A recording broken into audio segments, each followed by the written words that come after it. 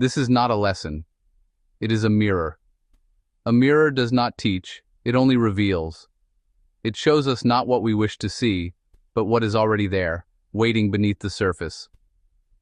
When you stand before it, you are confronted with your own truths, your own questions, and the quiet voice within that is so often drowned out by the noise of daily life.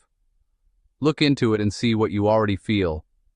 Notice the flicker of recognition, the subtle ache of longing, the hope or uncertainty that stirs within. The mirror does not judge, it simply reflects what is. We spend our lives gathering facts, yet the ocean of the unknown remains vast. No matter how much we learn, the horizon always stretches further, inviting us to wonder what lies beyond. The more we discover, the more we realize how much remains hidden, just out of reach. We wonder if we've missed the point entirely. In quiet moments, doubt creeps in. Have we been searching in the right places? Are the answers we seek even possible to find? Sometimes the questions themselves seem more important than any answer. More knowledge often brings less certainty. The deeper we go, the more complex the world appears. Each discovery opens new doors, but behind every door is another hallway, another maze of possibilities. Every answer creates new questions, expanding into unknown territories. Our curiosity is endless, and with each step forward, the landscape of our ignorance grows. The pursuit of understanding is a journey with no clear map, only a compass that points us onward. Our knowledge grows, but meaning stays elusive. We fill pages with facts and theories, but the heart of the mystery remains untouched. We search for patterns, for purpose, for something that will make sense of it all. We can learn how a star burns, but not what it means to be a speck in the universe. Science can explain the mechanics, but not the wonder, the awe, or the sense of smallness that comes from gazing at the infinite. We can map the human heart, but not fully grasp love or grief. We can measure the pulse, trace the arteries, but the depth of feeling, the joy, the pain, the memories that linger, remains beyond the reach of any instrument. This feeling is universal, connecting us across time and cultures. No matter where we are born, what language we speak, or what we believe, we all share the same longing to understand, to belong, to find meaning in the mystery. We are all seekers, standing at the shore of the unknown. Each of us faces the vastness in our own way, sometimes with courage, sometimes with fear, but always with the hope that the next step will bring us closer to understanding. We feel pride and humility, having come so far yet knowing the journey is far from over. Every milestone is both an ending and a beginning, a reminder that there is always more to learn, more to experience, more to become. It is a journey without a final destination, a story without a final chapter. The mirror of knowing invites us to keep searching, to keep questioning, and to embrace the beauty of not having all the answers.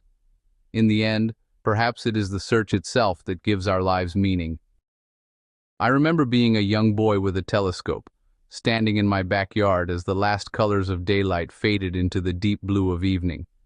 The air was cool, and the world felt quiet, as if holding its breath for the night to begin. That telescope was more than just a tool. It was a magical key to the secrets of the night sky, a portal to distant worlds and mysteries waiting to be discovered. Each time I peered through its lens, I felt like I was unlocking a new chapter of a story written in starlight.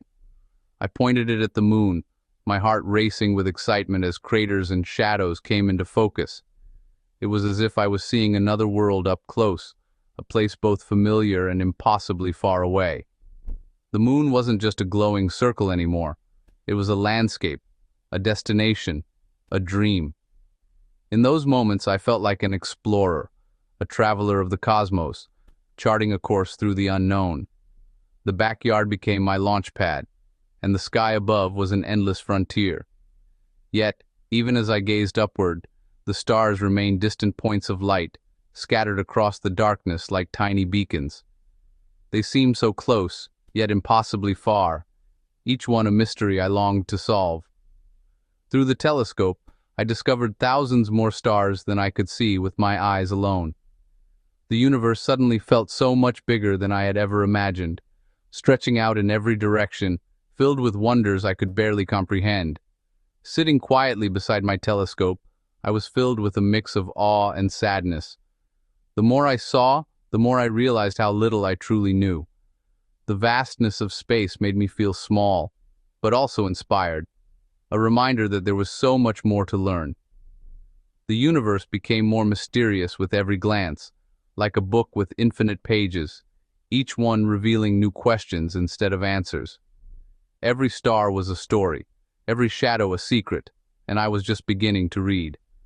My backyard, once so familiar, now felt like the edge of an endless ocean. The horizon was no longer a boundary, but an invitation to dream bigger, to wonder what lay beyond the next wave of stars. This was my first encounter with the limits of knowledge, the realization that some questions might never have answers. But instead of discouraging me, it filled me with curiosity and hope, a desire to keep searching, to keep asking, to never stop exploring. The stars were not just objects to study, they were a reminder of grandeur beyond comprehension. They taught me that the universe is vast, mysterious, and beautiful, and that the journey to understand it is just as important as the answers we seek. As I grew older, books gradually replaced my telescope. Where once I gazed at the stars, searching for answers in the night sky, I now turned inward, seeking meaning within the pages of countless books. The universe outside became a universe within, each book a new world to explore, each story or theory a new constellation to map in my mind. I sought to understand the big questions through reading, questions about existence, purpose, and the nature of reality. I devoured stories, essays, and treatises, hoping that somewhere, hidden between the lines, I would find the answers I craved. Books became my companions, my guides, and sometimes my challengers. Each book was a promise, a piece of the puzzle that I believed would one day reveal a complete picture. I imagined that if I read enough, if I learned enough, the fragments would fit together and the mysteries of life would finally make sense. But the tower of knowledge I built never quite reached the sky. No matter how many books I added, the summit remained out of reach, always just a little higher, a little further away. Historians, scientists, and philosophers disagreed with one another, each offering their own interpretations, their own truths. The more I read, the more I realized that knowledge was not a single unified structure, but a lively debate, a chorus of voices, sometimes harmonious, often discordant. The world of knowledge was chaotic, not a solid structure. It was a maze of ideas, a tangled web of facts and theories, where certainty was elusive, and every answer led to more questions. My tower was a sprawling collection of rooms with no doors, a labyrinth where every path branched into new corridors. I wandered from one subject to another, sometimes feeling lost, sometimes exhilarated by the endless possibilities. The pursuit of knowledge began to feel like a trap. The more I learned, the more I realized how much I didn't know. The weight of unanswered questions pressed down on me, and I wondered if I would ever find my way out. The more I learned, the more I saw cracks in every theory, flaws in every argument. Certainty slipped through my fingers, replaced by doubt and complexity. Every book I finished seemed to open up 3 more I needed to read.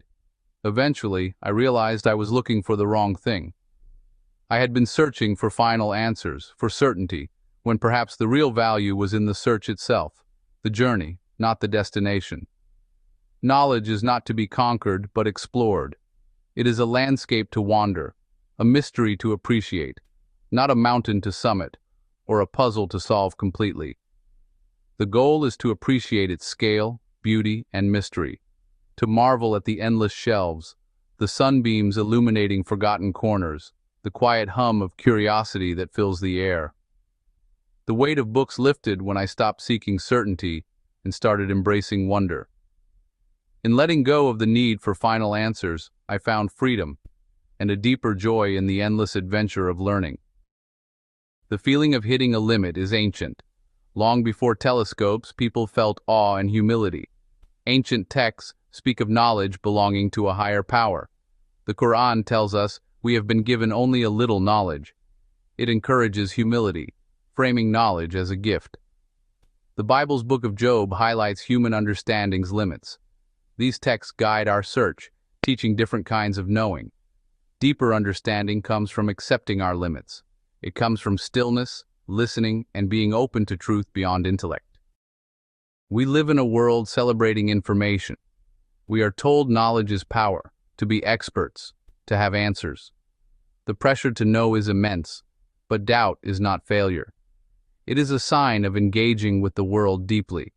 The unease of unanswered questions is universal. Think of life as a journey with an unseen map. The final destination is hidden, not a mistake, but the design. The journey requires walking without seeing the whole path. Uncertainty is the terrain we are meant to travel. It shapes us, teaching us, making the journey worthwhile. The limits of our knowledge are a feature, not a flaw. Imagine knowing everything. It sounds wonderful, but think deeper. We would lose curiosity, wonder, and the drive to explore. The gap between known and unknown pulls us forward. We would lose humility, seeing ourselves as the pinnacle. Limits keep us humble, reminding us of something larger.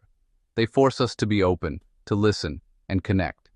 This is the gift of not knowing, making us human. Our limitations are a canvas for meaning, hope, and love. We return to where we began.